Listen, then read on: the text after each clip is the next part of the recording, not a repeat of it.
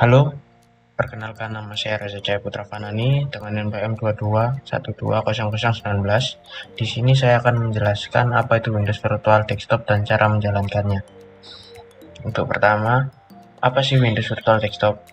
Jadi, fitur Windows Virtual Desktop ini fitur bawaan dari Windows yang memungkinkan untuk kalian memiliki beberapa desktop dalam satu waktu. Jadi, kalian bisa memisahkan desktop kerja dengan pribadi atau dengan desktop pekerjaan lainnya. Jadi cara menjalankannya yaitu pada taskbar terdapat task view, itu untuk penjalankan multiple desktop itu sendiri. Jadi untuk menambahkannya tinggal klik icon tambah pada task view di sini. Bagi kalian yang belum ada menu task view di taskbar kalian, bisa kalian tambahkan dengan buka taskbar setting. Nah, saya kan sudah ada karena saya sudah on-kan. Misalnya kalau belum ada, kita ke taskbar item, ada task view, kita on-kan saja. Itu untuk cara menggunakan task view. Bisa dengan shortcut Windows CTRL D. Itu juga bisa untuk menambahkan desktop 3. Jika Anda mau beralih ke desktop 2, bisa menggunakan Windows CTRL panah kanan, panah kiri. Misalnya saya akan pindah ke desktop 2, saya tekan Windows CTRL panah kiri. Sudah masuk desktop 2. Kalau mau ke desktop 1 juga sama. Jadi fungsi dari multiple desktop ini contohnya bisa saya pindah ke desktop 2. Ini folder yang saya mau pindah ke desktop 2, tinggal drag and drop. Udah langsung pindah ke desktop 2. Itu tadi penjelasan singkat dari virtual multiple desktop. Next, untuk selanjutnya saya akan menjelaskan apa perbedaan antara mode hibernasi dan mode sleep pada Windows dan bagaimana cara mengaktifkan atau menonaktifkan fitur-fitur ini.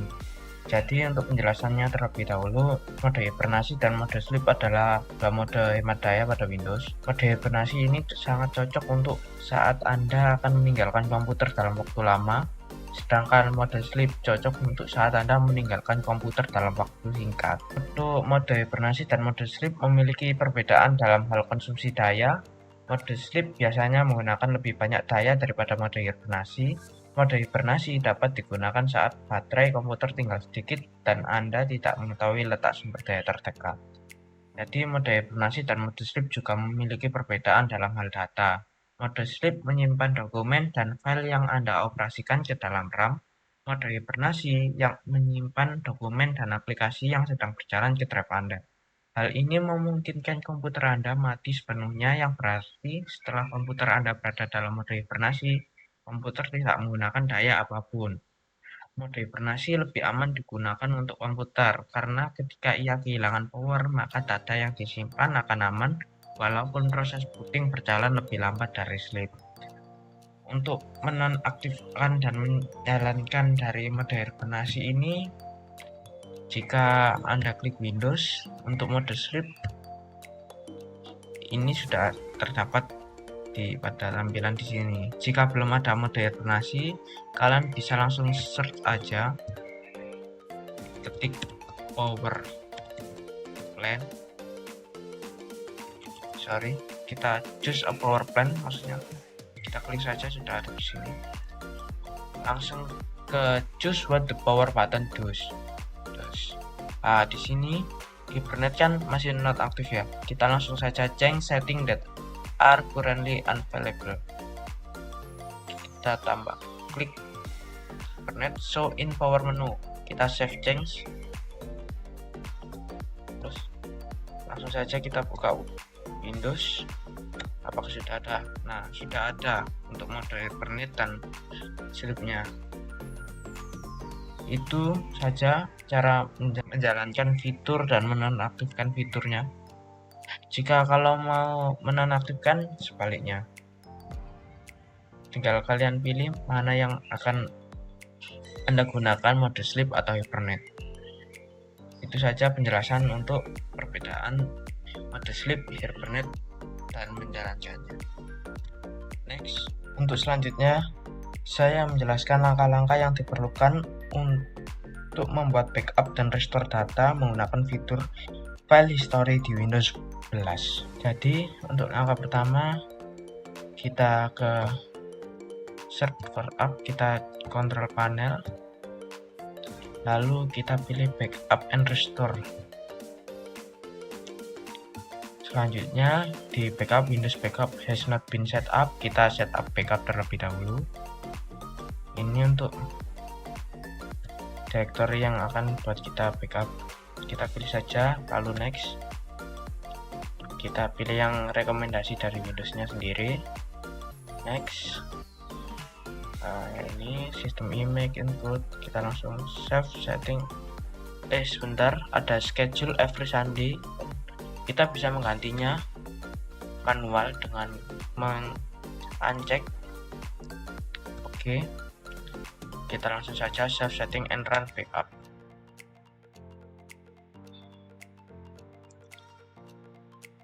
Ini sudah masuk backup in progress. Untuk selanjutnya kita ke cara restore. Tadi sama saja, kita buka control panel, kita klik, lalu ke system and security, kita pilih backup dan restore Windows 7. Untuk tampilannya sama seperti ini. Di sini di menu restore ada beberapa menu yang bisa kalian pakai, yaitu restore all user file, itu untuk keseluruhan file, sama select and restore backup to restore file from, sama restore my file. Untuk restore all user file, kita ke browse for folder. Ini kita langsung diarahkan ke folder backup C. Kita klik add folder, kita tinggal next. It's in the original location restore. Ini juga sama, yang select and restore backup to restore file from. Ini langsung diarahkan ke file yang sudah kita backup tadi. Next, kita browse over folder, sama. Untuk secara keseluruhan hampir sama. Kemudian di bagian sini juga ada pilihan restore my file. Sama seperti tadi, di sini teman-teman bisa mencari file yang ingin kalian restore. Kita browse for file. Jika diarahkan ke folder file harddisk kita.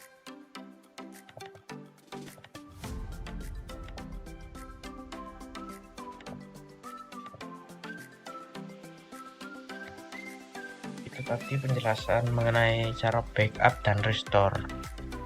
Untuk selanjutnya menjelaskan tentang regedit atau registry editor. Kita akan menampilkan registry editor dengan cara tekan tombol Windows R, lalu kita ketik saja regedit, lalu klik OK. Di dalam registry editor ini merupakan pusat database untuk pengaturan konfigurasi aplikasi dan informasi lainnya yang diperlukan oleh aplikasi, dan semua pengaturan tersebut diatur dalam bentuk key. Nah, di sini jika suatu perubahan pada laptop langsung tersimpan di dalam registry editor ini. Semua yang berhubungan dengan komputer akan langsung tersimpan di registry editor ini. Nah, di sini terdapat 5 folder. Nah, untuk di dalam registry editor ini disebut dengan key. Ketika klik ini disebut dengan sub key. Di dalam nilai key terdapat sub key. Di sini terdapat 5 cabang utama registry, yaitu ada high key classes root untuk melacak asosiasi file default, dan high key current user berisi pengaturan khusus untuk nama pengguna, dan high key local machine berisi kata sandi, file boot, file instalasi perangkat lunak, dan pengaturan keamanan. Ada juga high user seperti sarang current user kecuali jika lebih dari satu pengguna masuk ke server atau komputer. Lalu high current config pengukuran real time dari berbagai aktivitas perangkat keras. Oke, selanjutnya saya akan menjelaskan cara menggunakan CMD dan menjalankan perintah-perintah dasarnya. Jadi untuk membuka CMD kita ke Windows, kita ke search, ketik saja CMD atau command prompt, kita open. Nah, ini untuk tampilan command prompt.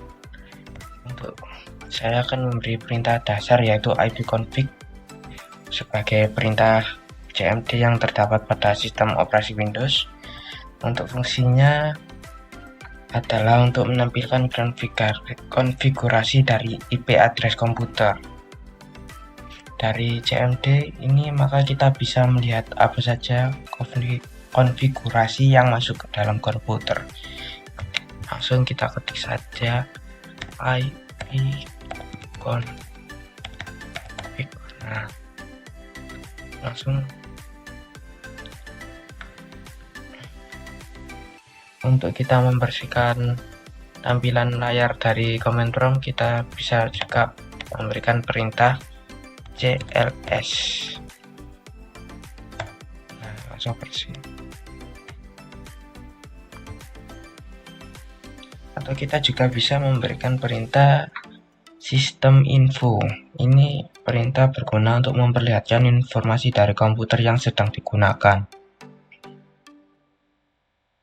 Kita klik sistem info, cutting proses.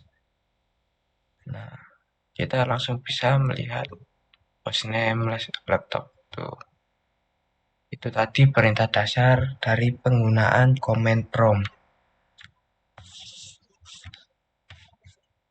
Selanjutnya saya menjelaskan mode save mode. Untuk save mode dapat kalian gunakan untuk menjelaskan sistem operasi komputer dalam keadaan awal yang hanya memerlukan beberapa sumber daya minimal sehingga berpotensi mengidentifikasi dan memperbaiki masalah yang terjadi. Saat komputer dalam keadaan save mode, maka tampilan antarmuka komputer Anda mungkin terlihat agak suram, atau beberapa aplikasi tertentu tidak dapat berfungsi dengan normal, atau komputer Anda mungkin sedikit lebih lambat dari biasanya. Hal ini karena fenomena yang sangat wajar karena disebabkan efek dari beberapa driver yang tidak dijalankan. Untuk berikut ini saya akan menjelaskan langkah-langkah untuk memulai save mode. Di sini saya menggunakan Windows 11. Langsung saja saya menggunakan Windows R, lalu ketik saja msconfig, kita OK. Lalu di menu sistem configuration itu terdapat yang namanya General, Boot, Service, Startup, dan Tools. Kita pilih yang boot, lalu kita pilih boot option yang save mode.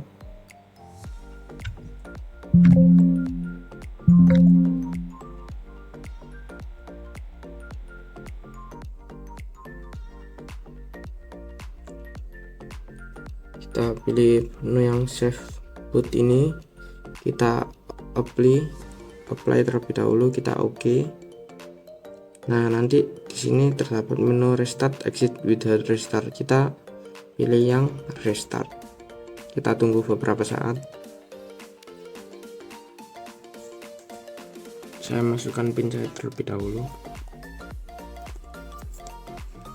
Nah, ini tampilan dari save mode. Di sini terdapat tulisan save mode, pojok kanan juga save mode. Itu menandakan kita sudah berada dalam mode save mode. Terus untuk cara keluar dari mode save mode gimana? Caranya juga sama, tinggal kita Windows R, ketik saja kita msconfig yang tadi, kita klik OK. Lalu di sistem configuration kita pilih boot, terus kita uncheck yang tadi, kita apply terlebih dahulu, kita oke, restart, kita masuk. Nah, kita sudah keluar dari mode safe mode. Itu tadi penjelasan mengenai mode safe mode dan cara masuk ke dalam mode safe mode. Selanjutnya kita membahas RTOS, Real Time Operation System. RTOS, Real Time Operation System adalah sistem operasi khusus yang dirancang untuk mendukung aplikasi dengan kebutuhan waktu nyata. Kebutuhan waktu nyata mengacu pada kebutuhan untuk mendakapi suatu peristiwa dalam batas waktu yang ketat. Berbeda dengan sistem operasi umum yang dapat memberikan respon dalam waktu yang bervariasi, RTOS didesain untuk memberikan respon dalam batas waktu yang sangat terbatas dan dapat diprediksi. Tantangan utama yang dihadapi dalam pengembangan RTOS yaitu determinisme. Menjamin tingkat determinisme yang tinggi adalah salah satu tantangan utama.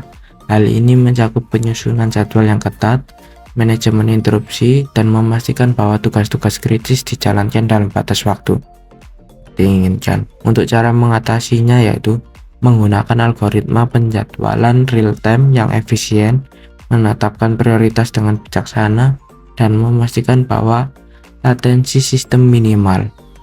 Yang kedua, keamanan dan kehandalan. Keamanan dan kehandalan adalah faktor krusial dalam sistem real time, terutama dalam aplikasi kritis seperti kendali industri atau medis. Untuk cara mengatasinya yaitu melakukan pengujian gradien tinggi, implementasi mekanisme pemulihan cepat, dan penggunaan algoritma redundan atau desain kritis ganda untuk meningkatkan keandalan. Yang ketiga, manajemen sumber daya. Memastikan pengelolaan sumber daya yang efisien termasuk alokasi memori yang cepat dan efisien serta manajemen CPU yang optimal. Untuk cara mengatasinya, menggunakan algoritma alokasi memori yang efisien, meminimalkan overhead manajemen sumber daya, dan mempertimbangkan strategi chasing yang bijaksana. Yang keempat, komunikasi antar tugas. Membangun mekanisme komunikasi antar tugas yang efisien dan dapat diandalkan sangat penting untuk menjaga sinkronisasi dan koordinasi di antara tugas-tugas berbeda. Cara mengatasinya yaitu mengimplementasikan mekanisme komunikasi seperti semafor, mailbox, dan message queues dengan benar. Memastikan bahwa operasi komunikasi tidak mengganggu tugas-tugas kritis. Bagaimana RTOS berperan dalam mengamankan sistem dan menjamin integritas data dalam lingkungan yang mengandalkan waktu respon yang cepat? RTOS, Real Time Operation System, berperan penting dalam mengamankan sistem dan menjamin integritas data, terutama dalam lingkungan yang mengandalkan waktu respon yang cepat. Beberapa cara di mana RTOS berkontribusi terhadap keamanan dan integritas data melibatkan: yang pertama, determinisme dan prediktabilitas. RTOS dirancang untuk memberikan respon dalam batas waktu yang ketat. Dengan demikian, tingkat determinisme yang tinggi membantu memastikan bahwa tugas-tugas kritis dijalankan sesuai dengan jadwal yang telah ditentukan. Ini membantu memitigasi resiko latensi yang tidak dapat diprediksi yang dapat menjadi target untuk serangan yang berpotensi merusak integritas sistem. Yang kedua, isolasi tugas. RTOS memungkinkan isolasi antar tugas yang membantu mencegah penyebaran kesalahan atau serangan dari satu tugas ke tugas lainnya. Isolasi ini dapat diimplementasikan melalui pengaturan memori dan pembatasan hak akses. Yang ketiga, manajemen akses dan hak akses.